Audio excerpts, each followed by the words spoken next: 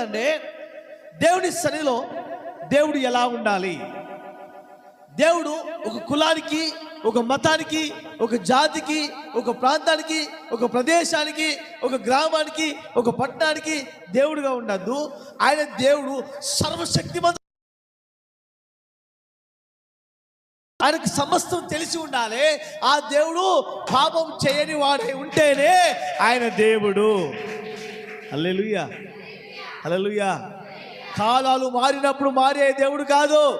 వర్షకాలంలో ఒక దేవుడు, ఎండాకాలంలో ఒక దేవుడు, చలికాలంలో ఒక దేవుడు, బాధలో ఉన్నప్పుడు ఒక దేవుడు, కష్టాల్లో ఉన్నప్పుడు ఒక దేవుడు, వరదలు వచ్చినప్పుడు ఒక దేవుడు ఉండకూడదు. ఆ దేవుడే ఎలోహీం, ఆయన సర్వ శక్తి గల దేవుడై ఉన్నాడు అని మనం గ్రహించాలి. ఆమేన్, హల్లెలూయా. అందరు చెప్పండి హల్లెలూయా. మరొకసారి చెప్పండి.